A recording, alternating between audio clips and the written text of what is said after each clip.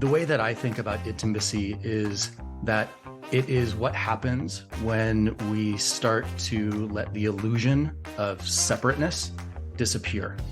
And we remember in a very physical way how interconnected we are with everyone and everything around us. Hi, this is Chris Gaither, and you're listening to Expansive Intimacy with Jim Young.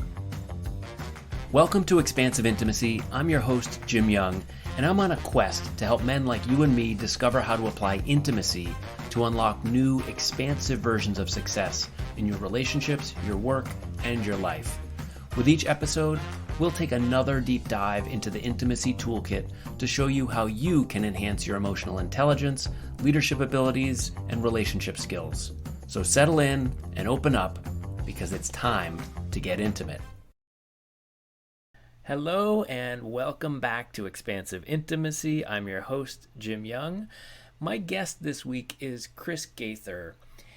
Chris joined me to talk about the intersection between intimacy and environmental sustainability. In particular, Chris's work focuses on corporate environmental sustainability, working with leaders who are driving wide-scale change. He helps them keep their energy up to do the work that the earth so desperately needs. In our episode, we get into some stories about how Chris discovered where his ability to tap into his intimate sense of himself and his connection with what was going on in him, and to do that with other people, is what got him into a space where the illusion of separateness disappeared and he could start to really feel how important the work was that he was doing, not just be in his head about doing a job, but to really have it infiltrate his whole being. In the episode, Chris shares his explorations of how he's trying to create planetary healing, oftentimes using storytelling and other creative techniques with leaders. He's also leaning on some deep experience as a former leader in Apple's environmental policy and social initiatives team, as well as experience gained as part of the coaching faculty at Alphabet's Innovation Lab, working with some companies you've probably heard of like Apple, Google, Levi Strauss, Airbnb. In other words, Chris is doing some big work with some big organizations who are taking it really seriously. He's also doing work with startups and nonprofits. He's trying to help in all the ways that he can, using the gifts that he has from being a senior communications expert, from being a business journalist, from being somebody who deeply cares about the environment, and increasingly being somebody who is leveraging intimacy as ways to bring all of those things together. And I think you'll see at the end of the episode how all of these stories and different aspects of his experience came together in a really compelling and touching story from one of his experiences with an executive. Without further ado, let's bring Chris onto the show. Hello, Chris, and welcome onto the show. It's really good to see you again. Thank you, Jim. I'm so glad to be here. As you know, as we've discussed beforehand, the first question of the show is always, how do you define intimacy? Yeah. Intimacy to me is, I'm going to take a bit of a poetic approach to it. Awesome. Because your guests before have brought some really lovely ideas. So the way that I think about intimacy is that it is what happens when we start to let the illusion of separateness disappear. And we remember in a very physical way how interconnected we are with everyone and everything around us. And usually I know when intimacy has arrived is that I feel it in my body. Sometimes I feel warmth in my chest around my heart. And I also sometimes, when things get really intimate and really connected, I feel a tingling feeling down my arms. So my body has become an instrument of alert, hey, intimacy is here, pay attention. And when I do, I try to both appreciate it and not let it slip away. I love that. The body is always responding before we know it, but sometimes we don't notice the signals. We're not tuned in enough. How long have you had that ability to sense that something intimate is happening through physical sensation. To be honest with you, not very long. Mm-hmm. I I'm 48 years old now, and I would guess that for about 44 years of my life, I lived in a really narrow band of emotions. And I used to brag about that. I used to say to people, I never get too high, I never get too low. Being even keeled was something that was a badge of honor for me. And I think there was wisdom and beauty in that. Mm-hmm. People could count on me to not um, to not fly off the handle. They could count on me to stay with them. Mm-hmm. And I didn't realize until probably the last 5 years of my life, 4 years of my life, how much it was limiting me also. And the last few years have been for me an exercise in pushing the floor down deeper so that I can feel Yeah. more grief and misery and all the things that come with being human. And also at the same time, raising the ceiling so that I can feel more joy and love and excitement. And with that expanding of the floor and of the ceiling and broadening out that emotional range, Mm-hmm. I've been able to start paying more attention to my body telling me, yes, this is happening. Keep going, sink deeper into this. I can totally relate to that. And I wonder if you and I both gained some awareness around this in a common experience. We both are trained as coaches through CTI, the Coactive Training Institute. And I remember Randy Brenneman was uh, my instructor, uh, drawing a graph of this sine wave of our emotional lives and then putting the band on there and that constriction and what that costs us. And I can't help but wonder if by dropping that floor and raising that ceiling, all the energy that was required to keep that locked in place was disconnecting you from those sensations that you get when you're now open to intimacy. That's a really beautiful way of describing it. And I'd never thought about it that way. I've never thought about the energy drain that comes from having to lock yourself into that emotional range. It's exhausting. And the exhaustion has a toll on you and on the people around you. And on top of that, it it prevents you from reaching the most important parts of being human. For me, CTI did have a big role in that. So did joining a men's group back in 2019. I joined Everyman, which I know that you've been involved in various ways, and Dan Doty was, I think, your first guest on this podcast. Yeah, one of the Uh, early ones. Yeah. yeah, so Dan is someone who I've spent time with in some Everyman groups, Mm-hmm. and that became another place where I started to get more awareness of how I was holding myself in. Mm.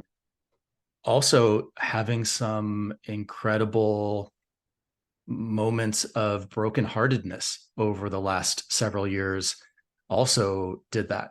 Some of it, some of that expanding of the band we can choose to do on our own. Yep. And some of it just comes with surrendering to what life brings our way. Mm-hmm. And despite all of the pushing back and fighting and resisting that I've done of some of the things that life has brought my way, I couldn't help but have that range be really stretched out. Mm. And I feel so much happier as a result of that. Do you mind my asking what sorts of external events might have kind of broken down some of those walls? Sure. I think the first one was my divorce in 2019. I had been married to my college sweetheart. We'd been together for 22 years and married for 18 years. Mm-hmm. And our marriage ended in the summer of 2019. Really coincidentally, maybe, or maybe exactly what I needed, and the universe delivered. I sat in with my first Everyman group about a week before that happened. And I Wow. telegraphed it to the group. I said, I think that my marriage is in the process of ending. And that was Mm. the first time I had ever said that out loud. And the feeling of being held by that group of men as I expressed my fear, it contributed to me feeling more free to connect into those afraid parts of me, to connect into those parts of me where I could feel my heart starting to crack. And my instinct for so long was that when my heart would start to crack, I would contract around it and say, stop it from happening. And it feels like so much of what's happened over the last few years has been, a willingness to allow the world to break my heart over and over again. And Mm. now when it happens, it feels cathartic. It feels beautiful. Like there's medicine in that pain. Mm. So the ending of my marriage was part of that. Of course, the pandemic beginning and all of the disappointment and grieving of what the world I thought was, ending, that was part of it. And also my real love for environmental work and for the natural world was also part of that. And maybe we can get into that a little bit during this conversation today too. Yeah, I'm sure we will. You used a phrase that reminds me of one of my favorite quotes. It's by Hazrat Enayat Khan, who said, I believe I might get some of the words wrong here. God breaks the heart over and over and over until it remains open.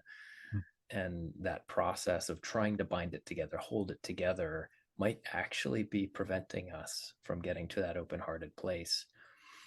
I want to come back a little bit though and dig a little bit deeper on that moment, the week before your marriage did come to an end. And you said, I think it's coming to an end. And you're in this room full of men sharing this really, really vulnerable uh, thing that's going on in your life. What did the men in that circle, in that room, do when you shared that? How did you get received? I had just met them. This was the Mm-hmm. first time that I had ever sat with this particular group. So it sounds strange to say this, but what they did is they loved me. Saying that out loud, I'm noticing what I Mm. described at the top of this Uh-huh. conversation, the tingling coming down over the top of my head, down my shoulders and down my arms, which is telling me that there's something true here. Yeah. They they loved me without judgment Uh-huh. and without trying to fix anything. They Mm. didn't give me advice. They didn't try to tell me that it would be okay. Mm-hmm. They didn't say, oh, I'm sure that's not true, Chris. I'm sure you're going to be just fine. I'm sure your marriage is going to be okay. Mm. They just sat with me and allowed, they Mm-hmm. allowed me to be exactly as I was. And that was a new experience for me. What feelings were coming through you in that moment as you were sharing, either visible or invisible? As best I can remember, tremendous fear Yeah. was coming forward. There was a feeling of, I don't know what the emotion is that's tied to this, but there was a sense of an identity ending. Mm. An My, impending grief, perhaps. yeah, an impending grief. And also it, it took me a while to realize what was behind this. But in that moment, saying those words out loud, one of the reasons why I later learned it was so painful for me is that in many ways I was breaking a promise to the 15-year-old Mm. version of me, because like so many other people, I was the product of a divorce in my own family. My parents split up when I was 15, Mm-hmm. and I remember so clearly promising to myself at the time, I'm never going to put my family through that. I'm never going to put my child through that. And in that moment, having to let go of this idea that I can hold everything together, that everything is solvable, that everything is fixable, that I am going to be married to this particular woman forever. When that realization came forward that that wasn't true, it rocked me.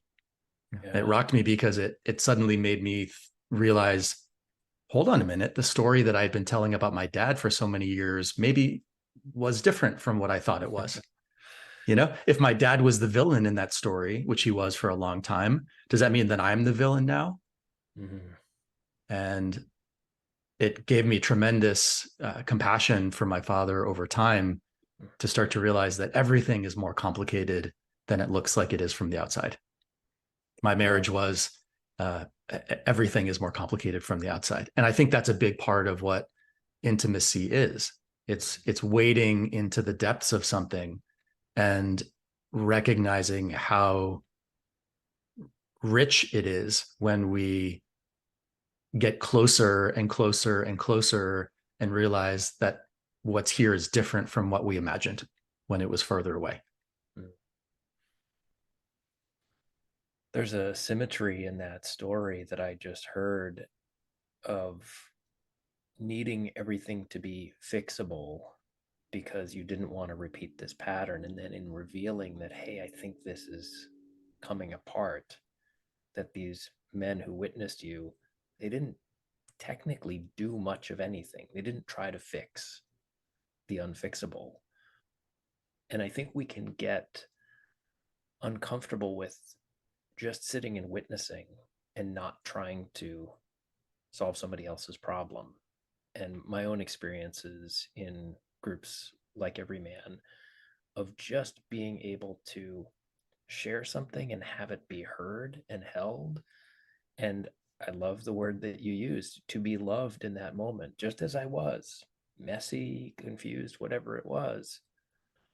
It's cathartic. And I think it does. It really allows us to shed some sort of layer to open up to something else that's new and say, oh, this feels different. I can feel more now.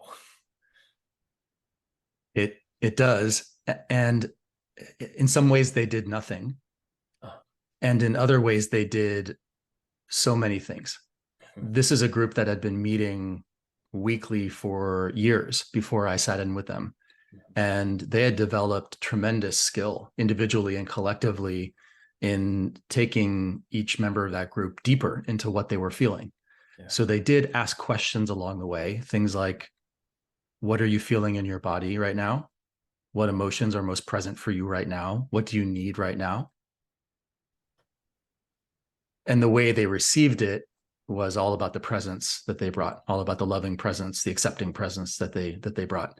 And it made me hungry for more experiences like that. It doesn't And look like doing much. And really, it's the hardest thing to do.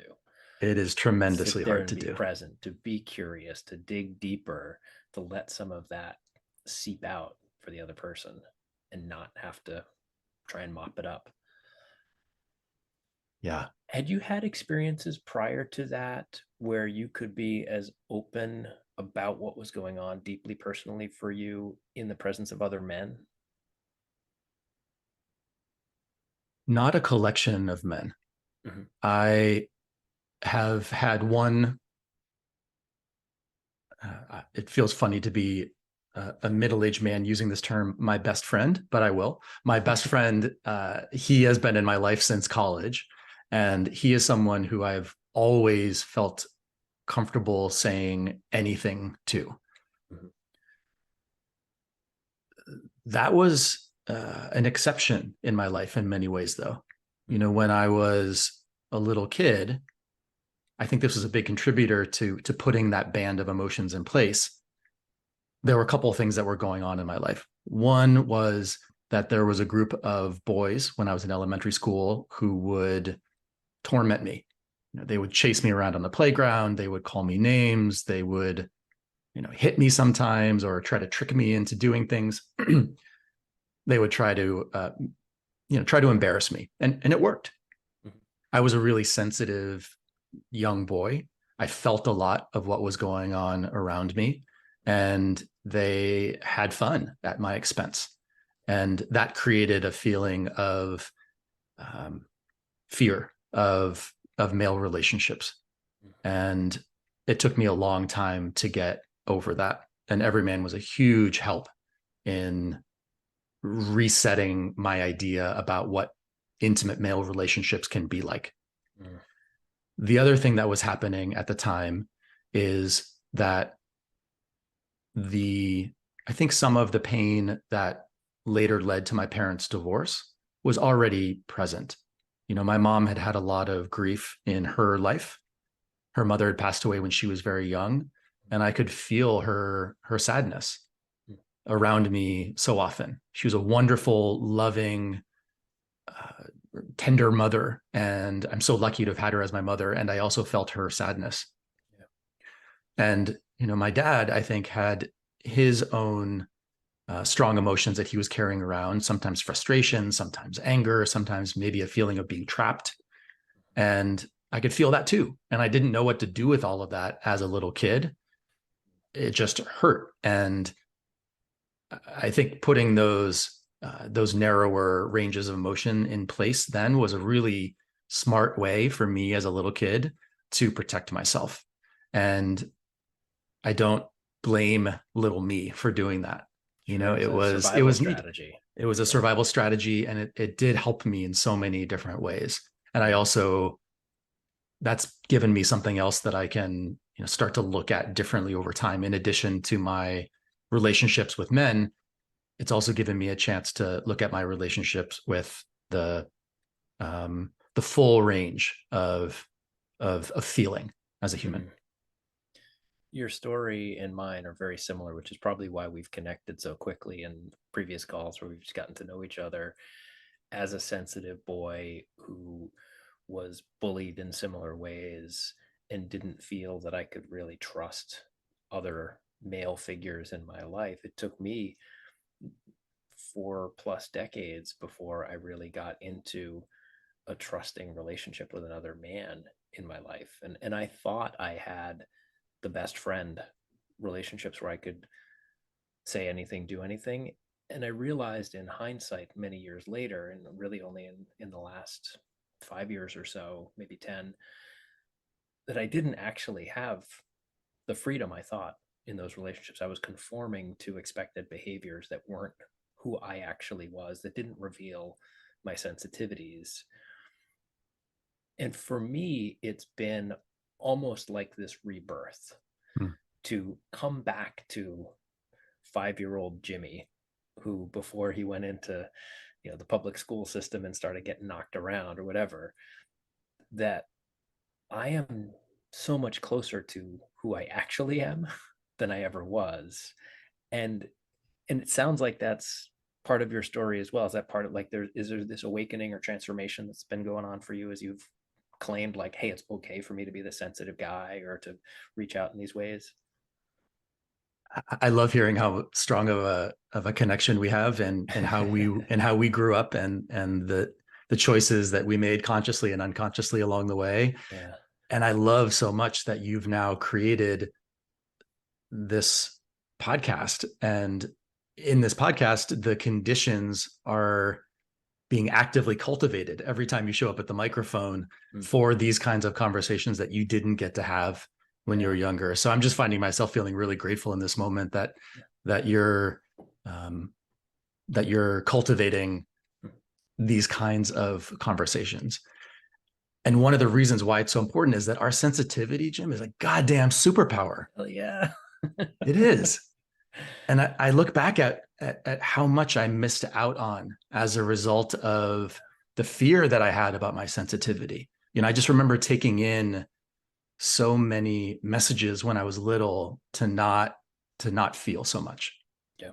It was an internal message because it hurt. I also heard from a lot of people around me all the things that, you know, people talk about with their therapists these days, right? You know, don't cry, boys shouldn't do that, don't let them get to you, you should develop thicker skin, toughen up. You know, I heard all of that stuff, and I internalized it and I listened to it. And what I've learned in the last few years, not mentally as much as very viscerally, is that the sensitivity, blocking the sensitivity blocks flow. That when I am most alive is when I'm feeling the most. And another one of those, I think, cracking open moments for me was a friend of mine and I, someone who I met in coach training. His name is Kayvon Tucker, an unbelievable coach. And Kayvon and I were running a workshop together at an innovation conference, and it was about purpose. And we were with a group of probably 40 people for about 2 hours. And I went to a different place. I went into the most classic version of the flow state where time faded away, where my conscious thinking settled into the background, and I was acting so much on instinct. And I can remember so clearly feeling the energy of the room. And I felt like a conductor standing at the front of an orchestra, conducting the energy in the room. And afterward, I just sat down, and Kayvon sat down next to me, and he kind of put his arm on my shoulder and he said, "Man, where did you go? You went someplace. I am so honored that I was with you for that." And he helped make it happen through his own presence. Mm. And I have been chasing that feeling ever since, that feeling of flow. And so much of my work is actively designing the conditions for me to be able to show up that way. Because when I do, it invites other people to do that as well, to show up fully, to feel all the things that they're feeling. And the more that I can speak to what I'm feeling, the more it pulls them into their own presence and into their own bodies and into their own emotions. That's a perfect jumping off point for one of the places I definitely wanted to go with you today. I remember going to a networking event several years ago when I had first started my business, and I was trying to figure out who I was and what I did. And a little bit similar to how do I find that flow of where I know I'm really locked in and doing great work. And I remember talking to this guy, and he was telling me that he worked in sustainability. That's what his business was. And he asked me what I did. And I said, I think I work in sustainability too, because I work with human relationships and people. And I know that your work is very focused on sustainability. It's also focused on people. And I wanted to explore this notion of how do we create these environments or these ecosystems where intimacy can thrive, and how does that relate to sustainability? So I don't know where the question is in that, but other than I just wanted to set up, like, let's talk about the work you're doing. Maybe there's a story in there that connects the technical bits to the what's the intimate underpinning that starts to bring it alive. Yeah. Your acknowledgement that you work in sustainability is so true. And the reason why is that one of the reasons why we've gotten ourselves into the mess that we're in as a species, right? As humans on this planet, is because we have shut ourselves off from the impact of what we do. Yeah. And we've shut ourselves off from the fear that comes up when we look at the latest climate report, or when we see the fires that are sweeping through Canada or California, or we see the hurricanes that are ripping through Florida. We shut ourselves off from the fear, and we cut ourselves from the interconnectedness that I mentioned earlier. Mm-hmm. So the more that we practice intimacy, the more we recognize how tied together we all are, how we're all in this together. And the more we feel that, then the more called we feel to take action and to actually help the health of the planet, because you can't separate the health of each one of us from the health of the environment that we're in. So I will, I know you didn't ask a question, but you gave me just enough to riff off of. So one of the things that I talk to my clients about, so just to back up a little bit, I'm an executive coach, and the the leaders who I've chosen to work with in my career are environmental sustainability leaders. And I do that for a few reasons. One is because it was the last part of my corporate career was at Apple, helping build out Apple's sustainability team. And if it's useful, I could talk about some of that time a little bit and some of the lessons that I learned there. But that's one reason why, is that I know what it's like to do that work inside of big companies, to try to reduce carbon emissions, to try to reduce water, to try to change capitalism from the inside. Yeah. So I know what it's like. I also do it because it's really deeply connected to my own sense of purpose. And the why of my clients really matters to me. And so if what they want to work on is ways that they can heal the planet, I'm all in for that. And it brings out the best in me. It brings my most alive state.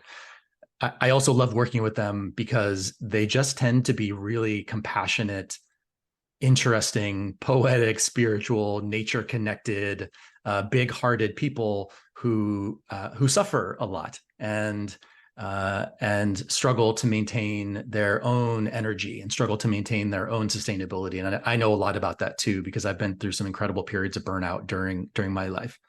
So I work with environmental sustainability leaders. I work with environmental sustainability leaders for all of those reasons and more. One of the ways that I usually start with them, especially when I'm working with teams, is by talking about culture. We all are used to talking about the culture of an organization, the culture of a company, the culture of a team.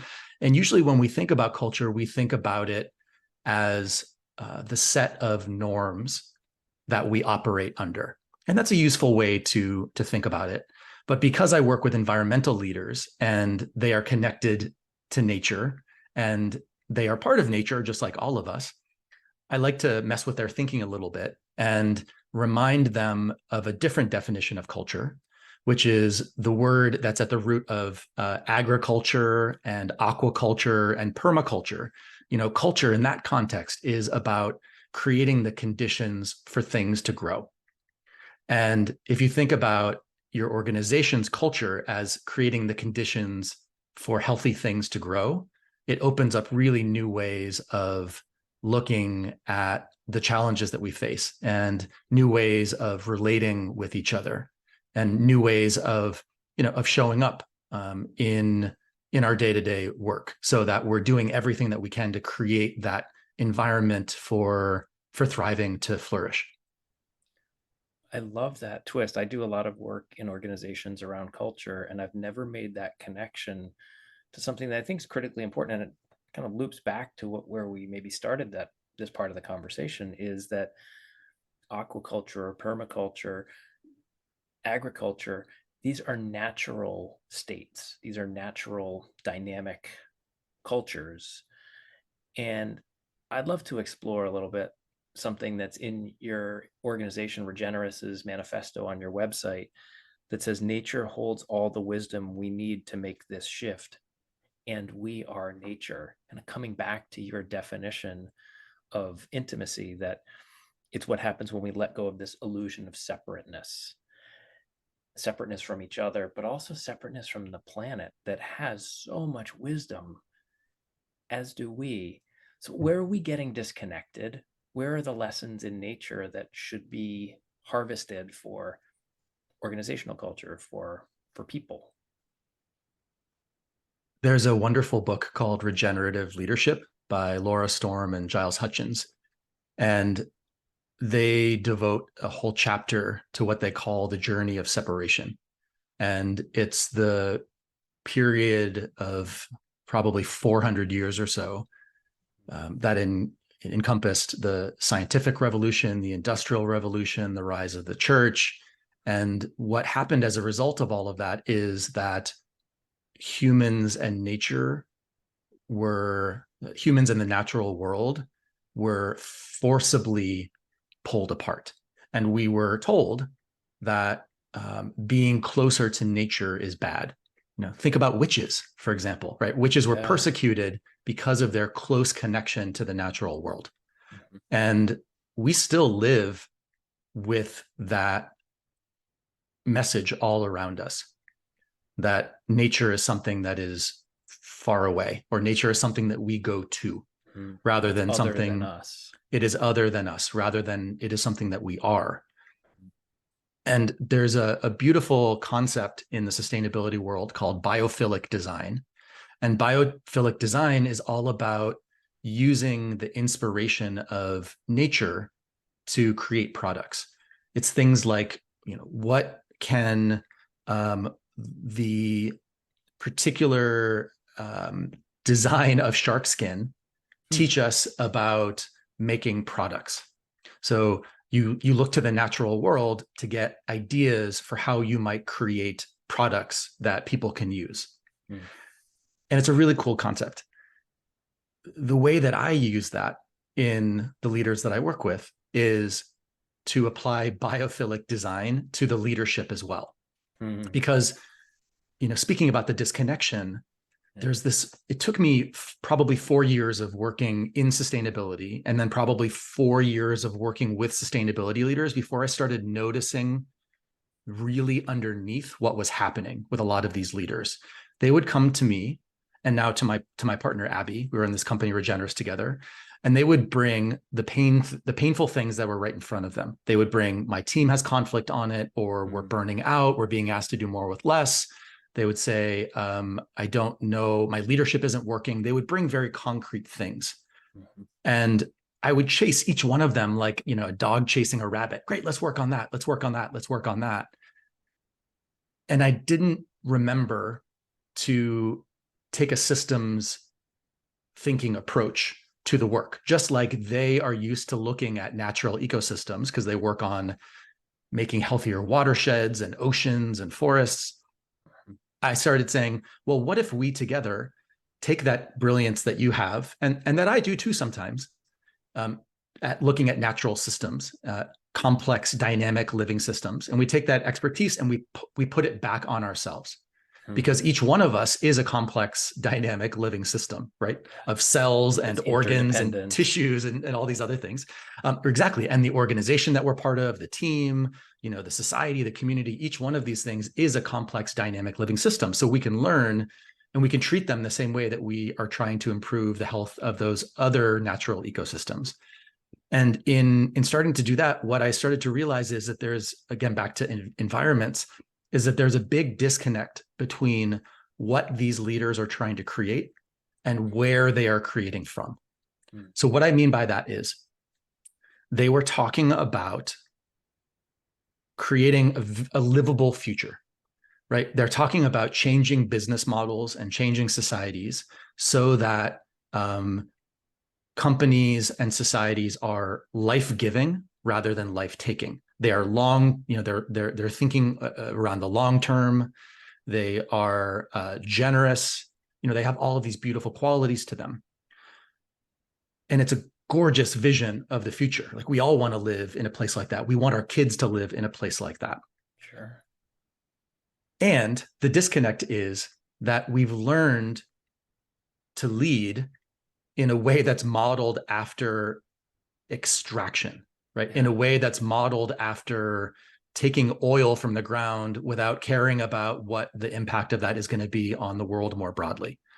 And that mindset that led us to use fossil fuels and other things that have harmed the planet, it's baked into all of us. So there's this big disconnect in a lot of the leaders that I was working with. And again, I noticed it in myself, and I still do. I'm rooting it out all the time. There's a disconnect, between the regenerative future that they're trying to create and the extractive leadership approaches that they're taking, which are short term, which are, I will churn and burn my people. I'll use them as much as I can until they burn out, and then I'll bring in somebody new onto the team. They are, focused on depletion and exhaustion. Like, how do you create a resilient society from a place of depletion? So noticing the ways that we were not doing justice to the future that we're trying to create because of how we are right now unlocked a lot for me. And in doing that, it helped me remember that lessons on how to do this right are not just in the way that we design the products, but also in the way that we show up as leaders. And I have to imagine, or I'm certainly going to at least shoehorn it in because that's what the show is about, is that intimacy is a key ingredient here. Is if we're going to have these hard conversations, if we're going to look at these old constructs that we're living under and have to reckon with them, shit's going to come up, right? We're going to feel bad. We're going to have guilt. We're going to need something that we don't have ourselves. We are interdependent with that other person, which I think is another word that fits with intimacy. And if we're going to replenish, and you've got a phrase also that I loved on your website of going from systems that take to systems that replenish. Well, are we replenishing each other? Because nobody can do this alone. This this set of crises that we're dealing with, no, there's no one individual that's going to tackle it, no one organization that's going to tackle it. I think intimacy has to be an ingredient in there. I agree with you. And intimacy opens up so much of the noticing that's required to make those shifts from a harmful way of showing up, a harmful way of leading, to one that has so much more possibility in creation. Yeah. Let me tell you a quick story about one of the clients that I worked with. It sticks with me even several months later. Can I So, make a request in that? of Because we've course, talked about a lot of big concepts. I would yeah, love if in that story there is something where we can help people see, like, where does the rubber meet the road, so to speak? yeah, What are some of the practical ways we can start onto that path? yeah, great. Thanks. So this is a client who works in climate action. He's a very senior leader at a climate organization, and he came to me with a very concrete challenge: the organization's budget process. Right, budgets are a nightmare for everybody. We always hate the budget sprint because there's so much ego wrapped up in it. And what he was exploring was how he wanted to land money for his programs, and he was worried that if his budget went down or was flat, that it might say something about his leadership, about his standing.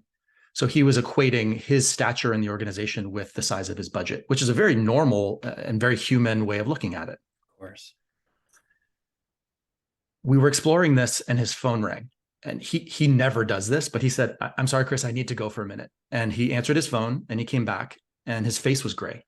And I said, "What's going on?" And he said, "It was my son calling, his teenage son." And he said, "My son was calling because he saw the news about the wildfires that were going across Canada, and they were sending smoke all across the East Coast. And he wanted to make sure that our friends in New York and Philadelphia were okay." Hmm. So this teenage boy wanted to check with his dad to make sure that their friends were okay. And so as he told me this, he started to cry. And I just sat with him for a little bit, and I felt tears welling up in me as well, because of the beauty of this child having this care and checking in on that, the fear that he had, the fear that we all have about what the future looks like. And I asked him what was so meaningful about that conversation with his son. And he said, "The version of the future that I've been working to avoid has arrived." And I think it hit him really heavy. Yeah. And so we started to talk about our grief, and we also, and that shifted into a conversation about the pride that he has for his son, and also about the pride that he has for himself, for having pivoted from a non-climate career into a climate career. He's a very successful leader in another field before he moved into climate, which was uncomfortable and brave to do. Sure. So then we were in a very different place, right? The intimacy that you and I have been talking about in this, it was there. I could feel it. We could both feel it. We were living and breathing that intimacy. And when you're in that place, so much more is possible. So I took a little bit of a risk, and I said, "Hey, I'm curious, what does nature know about your budgeting challenge that you brought?" Hmm. And he kind of looked at me, and he was like, "Chris, I have no idea what you're talking about." And so I started to laugh, and I said, "Hey, listen, we are all part of nature. Nature has so much wisdom. There's wisdom all around us, and there's wisdom in us. So I'm wondering, as you're struggling with this question of what to do about your budget, you're thinking about it a lot. I'm also wondering, what does nature know about this challenge that you're facing?" Hmm. And I think because he had already cracked into his broken heart, Yeah. he had the capacity to go there with me. And the most beautiful thing happened. He started talking about rivers and about how water will flow and find its own path through things. And he said, what if the budget is like that too? What if I can just trust that that the money will flow to where it's needed in the budget? And then we started to talk about forests and how forests are actually incredibly generous, how older, mature trees will send carbon and water and nutrients to younger trees that need it, especially during drought times. And then we started saying, well, what if budgets are like that? Where we know that the money will be best used going to where it's needed rather than being hoarded for some future thing. And on the other end of that, because he had both tapped into that sort of intimate nature of his own humanity and his own fear and grief and love and joy and pride for his son and all these other things. And then from there, he said, well, what can nature teach me about this? Suddenly he was looking at his challenges in a totally different way.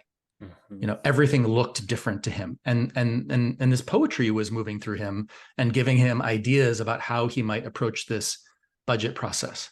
So that's just one very specific example of how one person allowed the wisdom of nature to give him some leadership lessons. And we can do that all the time. Every time we walk in a forest or walk by a lake, we can look around and wonder, what are the lessons, that are around me? We can say things like, if we're running an organization and we're about to do a reorg, we can say, what does the way that beehives operate teach me about how to do this reorg? And I don't know the answer to that, but wouldn't it be fun to explore and to figure that out and to look into that as a team? There's so much brilliance and so many millions and billions of years of evolution that have learned how to do things in a long-term, sustainable, intelligent way. Why don't we work on tapping into that natural intelligence? We talk about artificial intelligence all the time, right? What about natural intelligence, that intelligence that's in us when we slow ourselves down and allow ourselves to pay attention to that wisdom that we're carrying around all the time? Yeah, us newbies trying to come up with these novel ideas for how to solve issues when, as to repeat it, nature holds all the wisdom we need.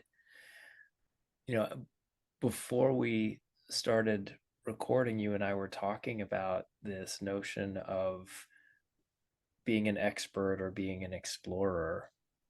And I love in that story how your client perhaps stepped out of this perceived notion of, I need to be an expert on how to handle the budget. I need to figure it out. It needs to be in my head, to exploring through a connection with something creative, something intimate, something natural, and finding, oh, the answers might already be there.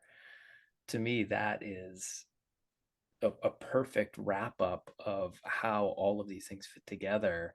What a fitting story to kind of put a bow on these ideas. Is there anything else, as we've talked, Chris, about expansive intimacy that we haven't had a chance at in a couple minutes you could that you'd want to share? The one thing that comes to mind is that when you deepen the intimacy that you have with yourself, you will, without even trying, deepen the intimacy that you have with the people around you and even more broadly with the world around you. The client I just told you about went into climate work because he felt the pain of the world so deeply. I did the opposite. I got into climate work because it was a cool job and my brain and my curiosity were sparked by it.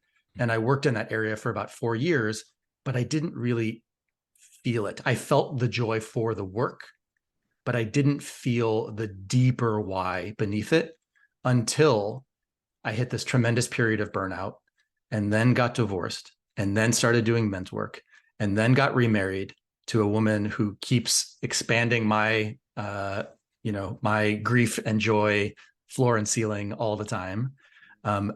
And I became deeply in love with this work because I can feel so much more. There's a woman named Joanna Macy, who's a Buddhist priest and an ecologist. And she says our love for the world and our pain for the world are flip sides of the same coin. We love the world so much that we feel its pain, and we feel its pain because we love it so much. And I had a moment like that when I drove after, it was like the weekend after my first wife and I ended our marriage. I drove to a redwood forest, and I just allowed myself to feel and cry and rage in that forest. And I felt so at home in that redwood forest. And on the drive back, I drove past a lumber yard, and I saw a bunch of redwoods that were just stacked there. And I started to cry again because I felt the pain of seeing those beautiful, majestic trees that had made me feel so much at home cut down. And so, again, many years after I became an environmentalist, I actually became an environmentalist. And now it guides everything that I do. That beautiful combination of joy and of pain, it fuels everything. And if there's one thing that I can encourage your listeners to do, it's to pay attention to what fuels your joy and your pain, and keep exploring that, because that's where your purpose probably is. That is where your moments of deepest gladness probably exist, and the most intimate relationships that you could have with yourself and with the world around you will all live in there as well. Maybe we could even drop our illusions of how separate they are from us and have those constrictions that are holding them back. Beautiful, Chris.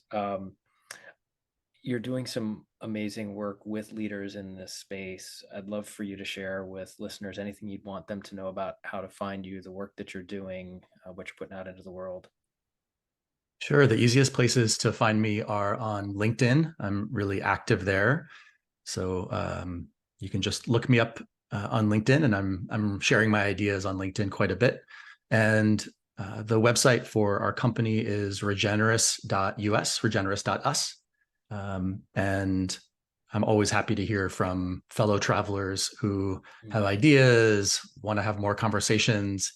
Again, one of the things that is so wonderful is that once you realize how beautiful intimacy feels, you just want it all the time. So the invitation is there.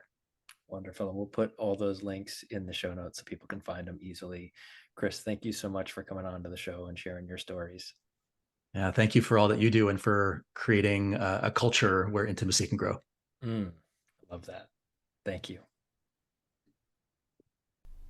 All right. Thank you for joining in for another episode of this long-running conversation where we're exploring how intimacy can affect our lives in all sorts of positive ways, whether in our personal relationships, at work, with our friendships, and our parenting, and beyond. And with all that in mind, I have 2 questions for you before we wrap up.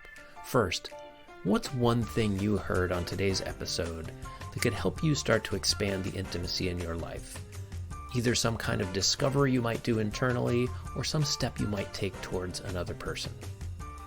Second, who's somebody that you thought of during today's episode, somebody who popped into your mind that maybe could benefit from hearing this conversation as well? Would you consider sharing the episode with them right now? Be a fantastic way to continue expanding intimacy to even more people. Lastly, I have a bunch of other resources available for folks who want to continue exploring intimacy, starting with my book, Expansive Intimacy: How Tough Guys Defeat Burnout. I have a bunch of other resources that I'd be happy to share with folks. Just reach out to me, jim@thecenteredcoach.com, and I'd be happy to help you on that path as well. I hope you'll be back next week for another episode of Expansive Intimacy.